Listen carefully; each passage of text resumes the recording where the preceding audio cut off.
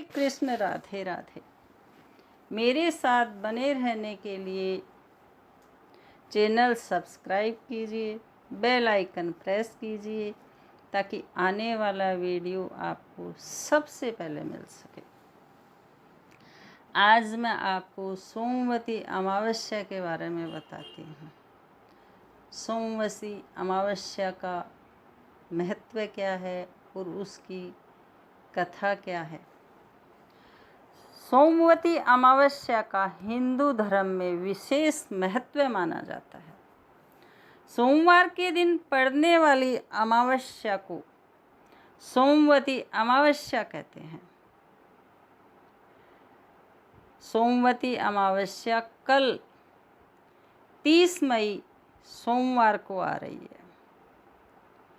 सोमवती अमावस्या भगवान शिव को समर्पित है। माना जाता है कि जो व्यक्ति इस दिन व्रत रखता है उसके जीवन में कोई समस्या नहीं आती और सुख समृद्धि में वृद्धि होती है। इस दिन पितरों का पूजन करने का भी विधान है। सोमवती अमावस्या का संयोग साल में 2-3 बार ही बनता है। सोमवती अमावस्या पर पितरों का पूजन करने से उनका आशीर्वाद मिलता है, उनकी आत्मा को शांति मिलती है। मान्यताओं के अनुसार सोमवती अमावस्या के दिन गंगा में डुबकी लगाने और दान करने से कई गुना पुण्य फल की प्राप्ति होती है। सोमवती अमावस्या की कथा इस प्रकार है। कथा के अनुसार एक गरीब ब्राह्मण परिवार था। इसमें पति पत्नी के अलावा एक पुत्री भी थी। आयु के अनुसार पुत्री धीरे धीरे बड़ी होने लगी। बढ़ती उम्र के साथ उसमें स्त्रियों के गुण का भी विकास होने लगा। वह बहुत सुंदर, सुशील, सर्वगुण संपन्न थी, लेकिन गरीब होने के कारण उसका विवाह नहीं हो पा रहा था। एक दिन उस ब्राह्मण के घर एक साधु महाराज पधारे। कन्या की सेवा से साधु महाराज का मन बहुत प्रसन्न हुआ। उन्होंने कन्या को लंबी उम्र का आशीर्वाद दिया और कहा, इस कन्या की हथेली में विवाह का योग नहीं है। इस बात से चिंतित होकर ब्राह्मण परिवार ने साधु से उपाय पूछा कि कन्या को ऐसा क्या करें उसके हाथ में विवाह का योग बन जाए।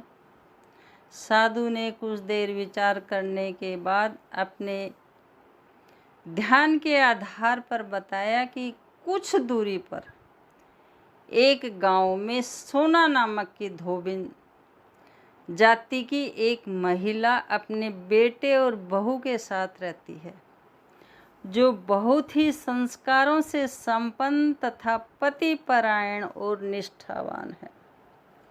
यदि ये कन्या उसकी सेवा करे और इसकी विवाह में वह महिला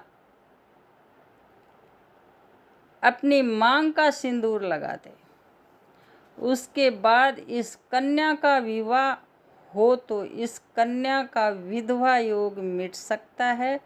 और साधु ने ये भी कहा कि महिला कहीं आती जाती नहीं है। ये बात सुनकर ब्राह्मणी ने अपनी बेटी से धोबिन की सेवा करने की बात कही।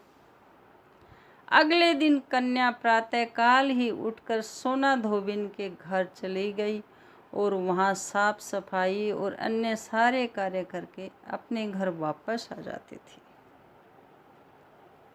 एक दिन सोना धोबिन अपनी बहू से पूछती है कि तुम तो सुबह उठकर सारे काम कर लेती हो और पता भी नहीं चलता। बहू ने कहा, माँ जी, मैंने तो सोचा था कि आप ही सुबह उठकर सारे काम खुद ही ख़त्म कर लेती हो। मैं तो देर से उठती हूँ। उस पर दोनों सास बहू निगरानी करने लगी कि कौन है जो सुबह ही घर का सारा काम करके चला जाता है। कई दिनों के बाद धोबिन ने देखा कि एक कन्या मुंह अंधेरे घर में आती है और सारे काम करने के बाद चली जाती है। जब वह जाने लगी तो सोना धोबिन उसके पैरों पर गिर पड़ी। पूछने लगी, आप कौन हैं? इस तरह छुपकर मेरे घर में चाकर की तरह क्यों काम करती हैं? तब कन्या ने साधु द्वारा कही गई सारी बात बताई। सोना धोबिन पतिपरायण थी, उसमें तेज था। वह इस बात के लिए मान गई। सोना धोबिन के पति थोड़ा अस्वस्थ थे। उसने अपनी बहू से अपने लौट आने तक घर पर ही रहने को कहा। सोना धोबिन ने जैसे ही अपने मांग का सिंदूर उस कन्या की मांग में लगाया, उसका पति मर गया।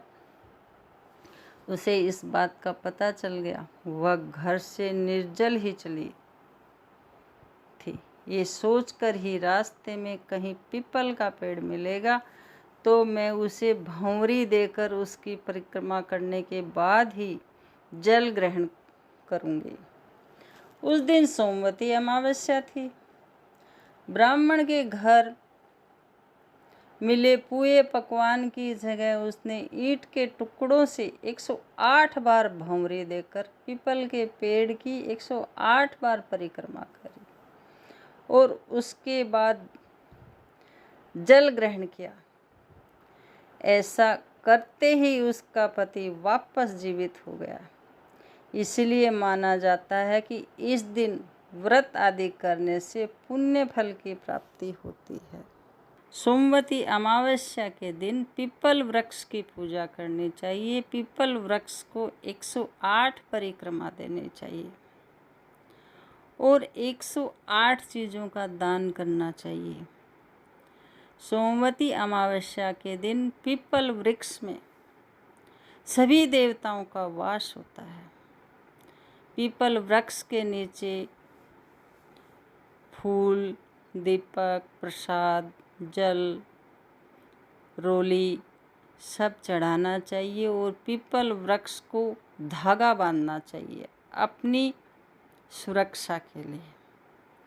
और इस कथा के साथ गणेश जी की भी कथा करनी चाहिए। अगर ये जानकारी आपको पसंद आई हो तो लाइक करें, फैमिली फ्रेंड में शेयर करें और बेल आइकन प्रेस करें।